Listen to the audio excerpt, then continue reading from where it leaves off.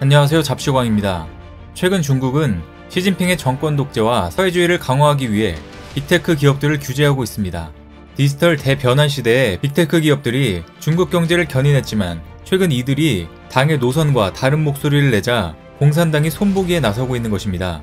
실제로 최근 중국은 인터넷 불공정 경제 금지 규정을 신설해 기업들에 대한 압박 강도를 높이는 한편 불법 증권 거래를 이유로 인터넷 기업들에 대한 규제까지 강화하고 있습니다. 증권시보에 따르면 최근 상하이 사이버 공간관리국과 증권관리감독국은 주식시장의 검은입을 정리하기 위한 조치를 취했다고 발표했습니다. 여기서 검은입이란 인터넷 플랫폼 내에서 투자자들의 과장되거나 정확하지 않은 정보를 제공해 시장의 파장을 일으키고 대중의 혼란을 빠뜨리는 이들로 중국 당국이 새롭게 정의한 단어입니다. 이에 따라 상하이 인터넷정보국은 최근 지역 내 주요 온라인 플랫폼에서 17,000개 이상의 유해 정보를 삭제하고 차단한 것으로 알려졌는데요. 뿐만 아니라 파이낸셜 타임즈는 중국이 마윈의 엔투그룹에서 핵심 사업인 소액 대출업을 분리해 국유화하는 작업에 속도를 내고 있다고 보도했습니다. 실제 중국 규제 당국은 모바일 결제 앱인 알리페이에서 단기 소액 대출 서비스인 제베이와 신용카드 서비스인 화베이를 분리하라고 지시한 것으로 알려지면서 기정사실화됐는데요. 이제는 공산당이 경제 주도권을 쥐고 폭풍을 만들면서 경제 질서까지 새롭게 만들고 있는 것으로 보입니다. 이 같은 무분별한 중국 당국의 규제와 간섭으로 인해 경제 위기설까지 나오게 됐는데요. 실제로 중국 당국의 규제 때문에 중국 최대 부동산 재벌 헝다그룹은 파산 위기에 몰리는 등 급기야 회사채 거래를 중단하는 최악의 상황까지 맞이했습니다. 뿐만 아니라 주식시장에서는 헝다의 구조조정이 임박했다는 전망이 나오면서 헝다그룹 관계사 주식이 급락하며 홍콩 증시 하락의 빌미로 작용하기까지 했습니다. 현재 홍콩 증시에는 중국 헝다그룹, 헝다자동차, 헝다주택관리 등 4개사가 상장돼 있는데요. 한때 1조 홍콩달러에 달하던 관계사들의 시총은 현재 15% 수준인 1,500억 홍콩달러 규모로 대폭 줄어들었고 헝다그룹 주가는 올해 들어 80% 이상 하락한 상태입니다. 거의 시총의 대부분이 날아갔다고 해도 과언이 아닌데요.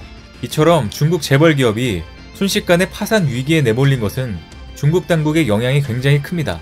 최근 중국 당국이 강력한 부동산 시장 억제 정책을 펴면서 사업 환경이 급속히 나빠졌기 때문입니다. 앞서 중국 정부는 선수금을 제외한 부채 비율 233% 이하, 순부채 비율 100% 이하, 유동비율 1배 이상 등 3가지 조건을 만족시킬 것을 요구했는데 헝다그룹은 이를 충족하지 못했습니다. 사업 확장으로 부채가 많았던 헝다그룹은 중국 당국이 갑자기 돈줄을 죄는 조치에 나서자 곧바로 문제가 터진 것입니다. 지난해 기준 헝다그룹의 부채는 1조 9,500억 위안, 우리 돈으로 약 350조 원에 이르는 천문학적인 금액인데요. 만약 헝다그룹이 부채를 상환하지 못해 채무 불이행에 빠지게 된다면 중국 금융 시스템에 상당한 리스크와 충격을 가할 것이 분명합니다. 그런데 이 같은 헝다그룹의 몰락은 참으로 갑작스러워 보입니다. 헝다의 창업자인 쉬자인 회장은 한때 중국 부호 순위에서 1위를 차지하는 등 자본시장에서 영향력이 상당한 인물이었기 때문입니다. 실제 포브스가 발표한 2017년 중국 부호 순위에서 쉬 회장은 마와텅 텐센트 회장과 마윈 알리바바 회장 등을 제치고 1위를 차지했었습니다. 뿐만 아니라 쉬 회장은 작년까지만 해도 중국 부호 랭킹을 발표하는 푸른바이프의 신부호 500인에서 마윈과 마와텅에 이어 1981억 위안의 자산으로 3위의 자리에 올랐었습니다. 참으로 기구한 삶을 살아온 인물인 것 같은데요. 지난 1958년 허난성 저우커우시 변두리에서 태어난 쉬자이는 집안이 너무나 가난해 그가 태어난 지 1년 만에 어머니가 폐혈증에 걸렸지만 병원에 갈 돈이 없어 치료도 받지 못하고 세상을 떠났습니다. 어린 쉬자인의 희망은 농촌을 떠나 일자리를 구하고 국수를 먹어보는 것이었습니다. 그는 석탄과 사과를 시장에 내다 팔고 경비원 일도 하면서 근근히 생계를 이어갔는데요. 하지만 대학 시험이 부활된다는 소식을 듣고 불철주야 공부에 매진했고 1978년 우한 강철학원 야금학과에 입학하게 되었습니다. 대학을 졸업한 쉬자이는 철강회사, 부동산 회사를 거친 후 1996년 헝다부동산이라는 이름의 회사를 차리게 됩니다. 특별히 부동산업의 개발과 관리, 운영에 대한 탁월한 노하우와 능력을 보유하고 있었던 그는 단번에 성공 가도를 달렸습니다.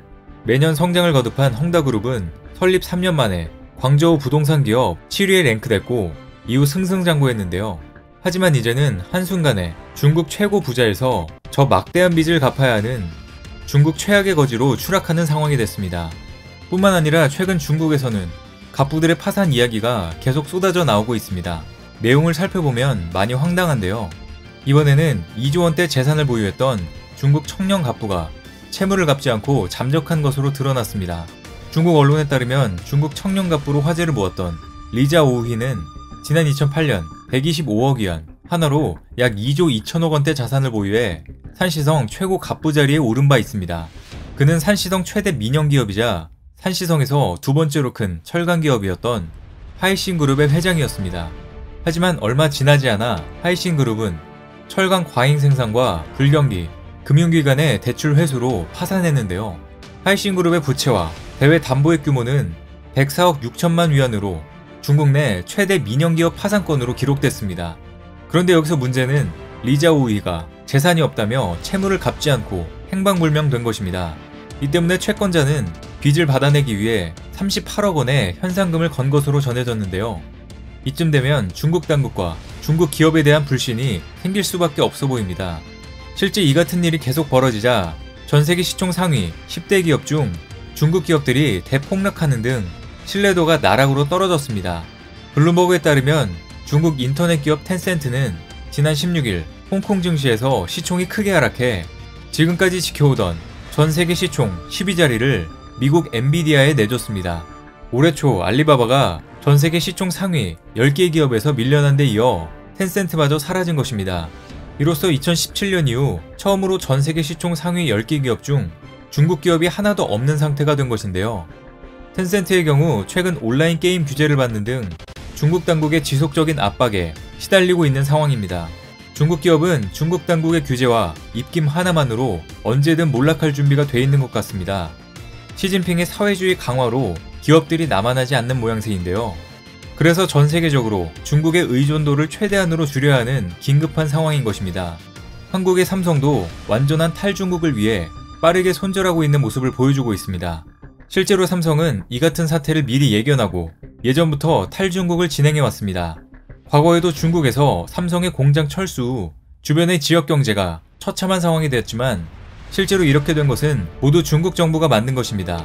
그런데 이번에도 삼성중공업의 중국법인 완전 철수 소식이 나오면서 삼성의 빠른 결단력이 주목을 받았는데요.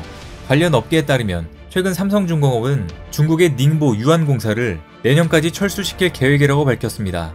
1995년에 설립된 닝보 조선소는 26년간 거제 조선소에 선박 블록을 공급했지만 최근 중국 정부의 고삐 풀린 행태와 생산 효율 저하로 철수가 결정됐습니다. 이에 따라 삼성중공업은 닝보 조선소 노동자들에게 보상 방안을 발표했는데요. 삼성은 근로기간 1년마다 1개월의 임금을 지급하고 추가로 3개월치에 해당하는 월급과 재취업 수당을 지급하는 방안을 제시한 것으로 알려졌습니다. 중국 정부 때문에 이 사태가 발생한 것인데 왜 이렇게까지 해야 하는지 모르겠는데요. 하지만 닝보 조선소 노동자들은 추가 보상을 요구하며 시위를 벌이고 있는 것으로 전해졌습니다.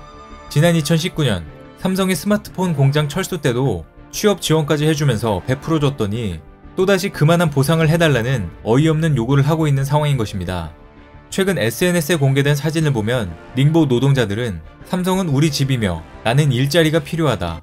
가족을 먹여 살려야 한다. 회사가 합리적인 보상 계획을 제시하길 희망한다는 플랜카드를 걸고 집회를 벌이고 있습니다. 이뿐만 아니라 직원들이 밤에도 집에 돌아가지 않고 조선소 뜰과 사무실에서 자는 모습도 담겨져 있는데요. 물에 빠진 사람 구해줬더니 보따리 내놓으라는 이야기와 다를 바 없는 것 같습니다. 어찌됐든 앞으로 삼성은 중국에서 모두 철수하게 될 것으로 보이는데요. 이렇게 되면 결국 중국 경제는 자국 기업 몰락에 이어 설상가상으로 더 큰 위기에 빠질 것이 분명해 보입니다. 한국 기업이 의존해왔던 기술력과 자본이 한순간에 빠져나가기 때문입니다. 최근 미국이 중국에 대응하기 위해 동맹국을 모으고 있는 가운데 이런 기로에 서 있는 한국은 국익을 위한 방향이 무엇인지 이익을 따져 지혜로운 선택을 해야 할 것 같습니다. 오늘 준비한 소식은 여기까지입니다. 댓글을 통한 여러분들의 많은 의견 기다리겠습니다. 많은 분들의 생각이 모였을 때 진정 가치 있는 지식이 완성될 것입니다. 시청해주셔서 감사합니다.